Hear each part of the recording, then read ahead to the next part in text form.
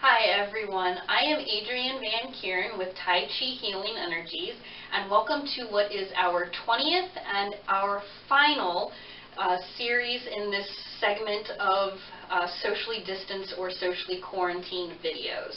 I really hope that you've enjoyed the previous videos, and I hope you're going to enjoy this one as well.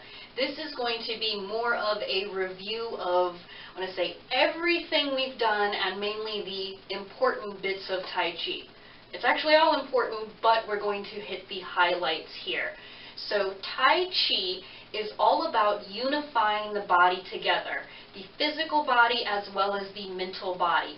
All of the exercises that we go through are designed to work your memory, work your physical body, and bring them together. So that is the most important part of Tai Chi. It's having the whole body work together so you have that connection.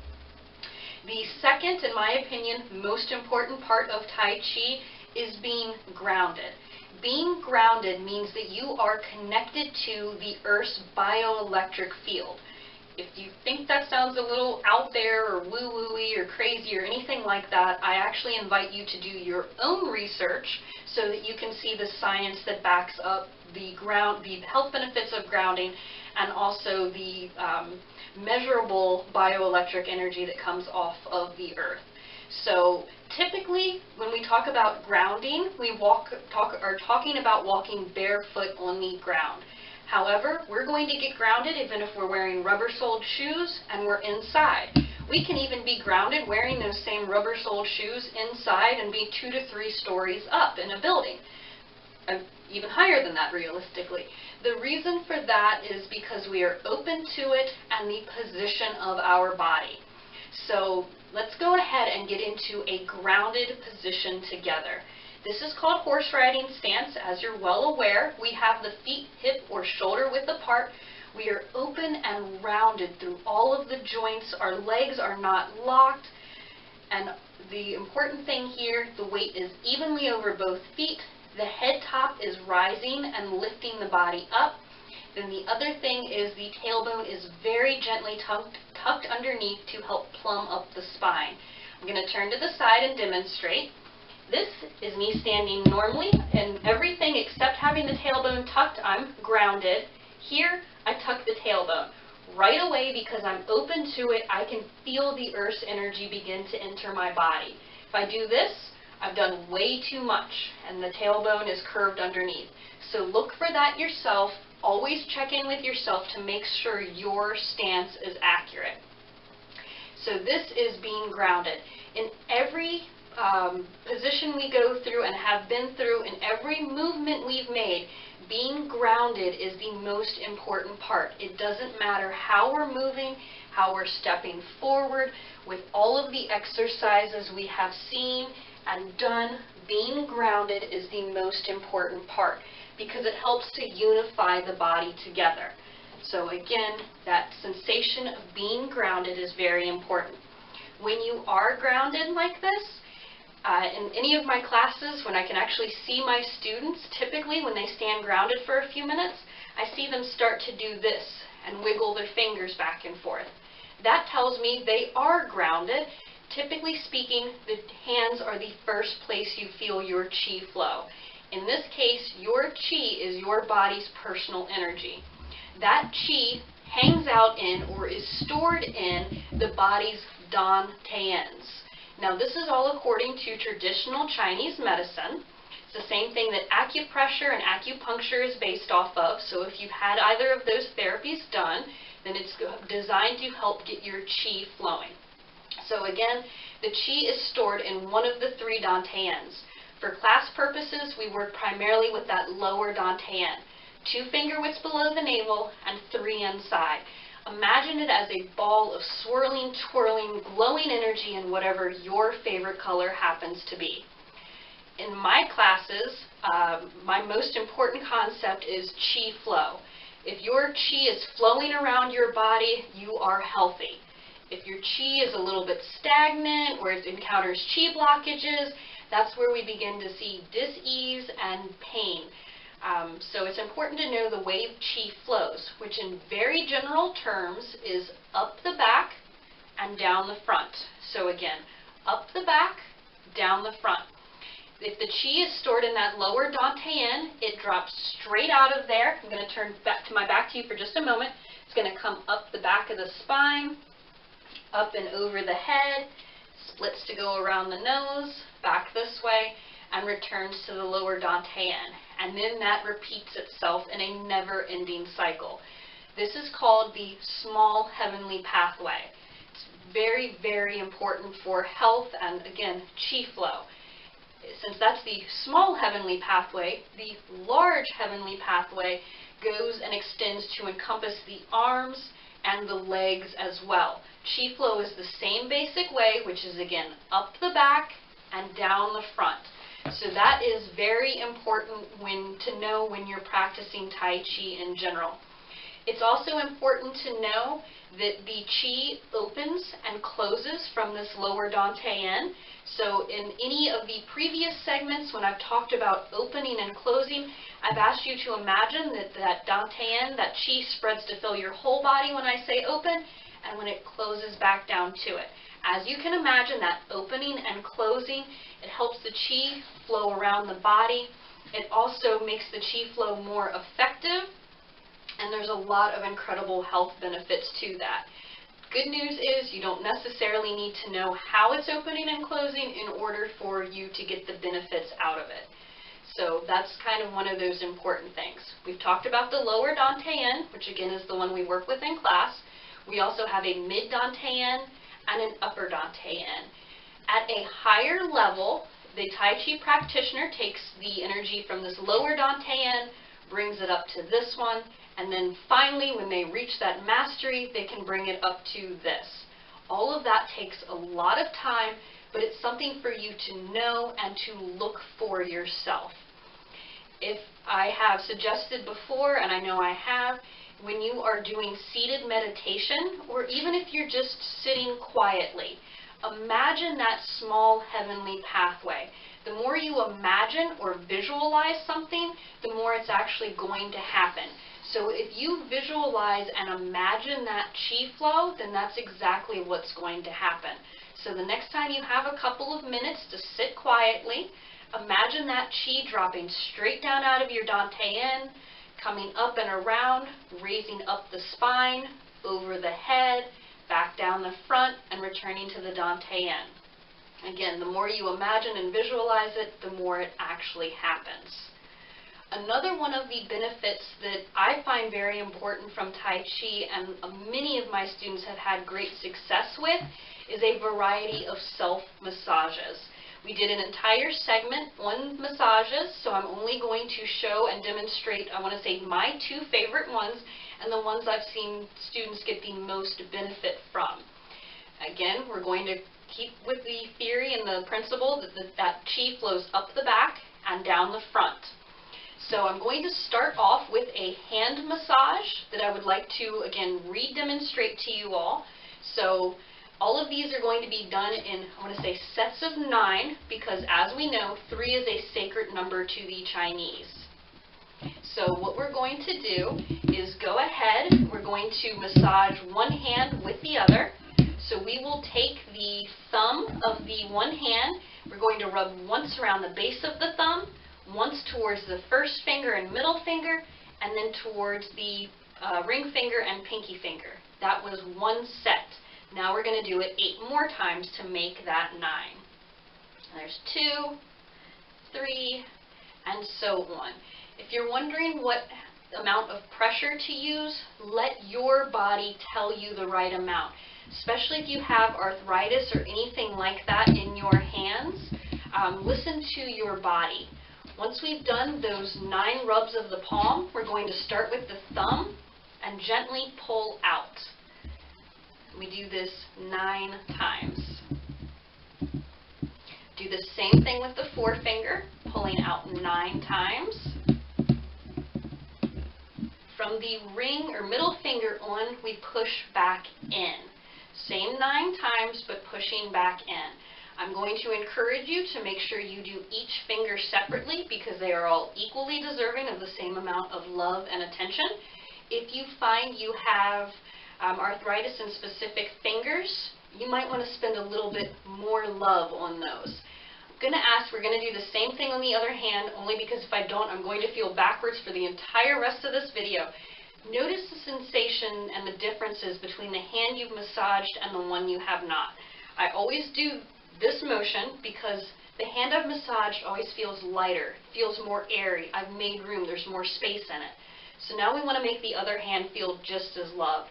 So same thing here, rubbing towards the thumb once, towards the first finger and middle finger, and then the ring finger and pinky finger. Now we do that a total of 9 times. And I promise once you learn the choreography of this massage, you will do it repeatedly, and as you can see right now, it doesn't take much time. Pulling out the thumb 9 times, same thing with the forefinger, and pushing the other 3 fingers back in individually.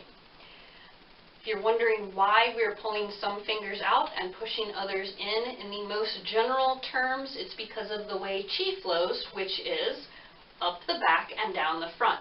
So here, when I'm pulling down on these 2 fingers, I'm encouraging the chi to flow down.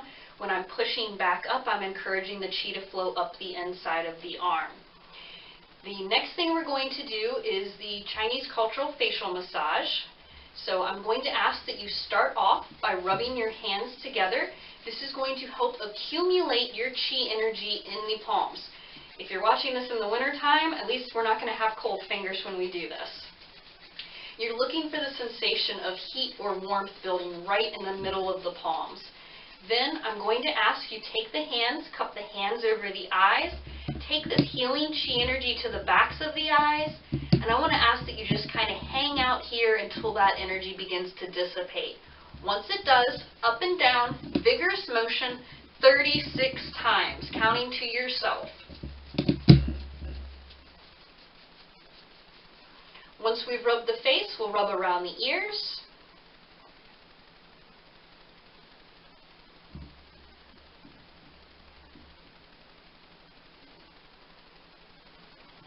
And again, these are all done 36 times. After we rub around the ears, we're going to pull down along the sides of the nose. We are only pulling down for this. We are not pushing back up.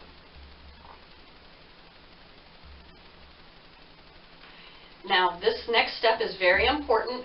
Unclench your jaw.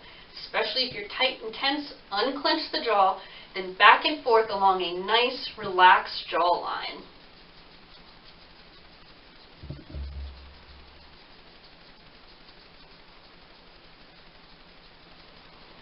After we've done that, then the throat or thyroid is next. So up and down, 4 fingers on one side, thumb on the other. We're aiming to do half of these rubs with one hand and half with the other hand. Do take care that you are leaving your head top flat and you are not extending the neck. If we're doing this, then our spine is not straight and the chi is not flowing. So the head top needs to be flat for that. Because Tai Chi has to have an exception to almost every rule, I'm going to very briefly turn my back on you again. We're going to do this massage 49 times. So the palms of the hands are on the back in a V shape from the waist down towards the tailbone. If we can't get our palms on our back, we can use the backs of our hands like this because it puts less strain on the shoulders. We can use our thumbs like this as well. To be honest with you, we can even use our imagination.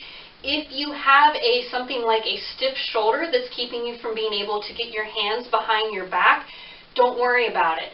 Use your imagination, do the best you can in time. If you're visualizing it, whatever is keeping you from being able to get the arm back there will hopefully begin to resolve itself.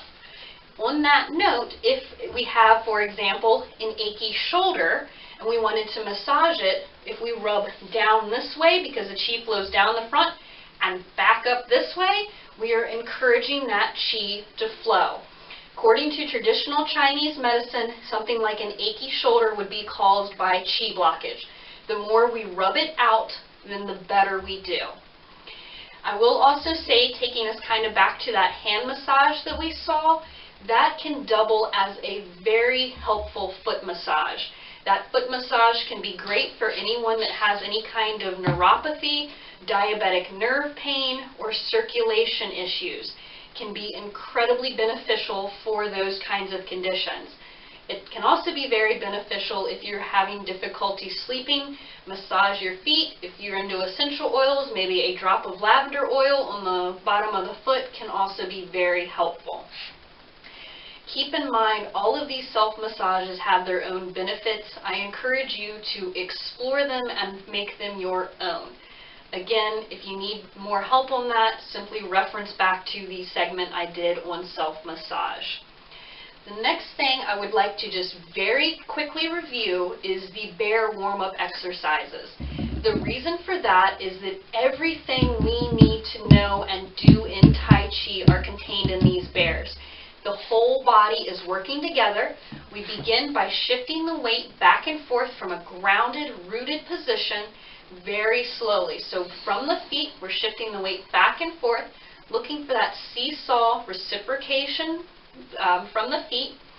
Once we find that, then we're going to soften through the arms and let the hands begin to come up to tap. I tell my students all the time, ask the arms to fill with chi, and that's what's giving them the motion to come up to tap. So it's a back and forth. The thing to watch here is that whichever side you are weighted on is the side and hand that taps in front. So for example, if I'm on the left side, my left hand is in front. When I'm on the right side, my right hand is in front. It's a lightly closed fist in the front, a gently open hand in the back tapping over the tailbone. Let's go ahead. We're going to do these in bow and arrow stance very, very briefly. So I'm going to ask that everyone shift their weight over to your right. Step forward with your left foot. Turn the back toe out to a 45-degree angle. What's really important about bow and arrow stance is that I have a nice gap between my feet so my stance is stable. If I'm standing like this with my heels on the same plane, if anyone walked up to me and pushed me over, I have absolutely no stability. Here, however, I'm stable. I also have my tailbone tucked, which really increases that stability. Turning to the side just briefly so you can get that view. Now when we shift the weight back and forth, it's a small weight shift, making sure the spine stays upright, not leaning forward or leaning back, because as soon as we do that, we've compromised the structure of Tai Chi. So with the weight on the back foot, give me a second to just get adjusted, then we'll shift the weight forward, tap in the front, and back. So it's just a straight front to back motion, again, making sure that the head top stays rising and that the spine is straight. We'll also add in shoulder bears like this, where we're lightly tapping the shoulders. If you have stiff shoulders, this can be very helpful for loosening them up, as can these upper shoulder bears, like this. And then I always finish with waist bears, where you just completely relax the arms.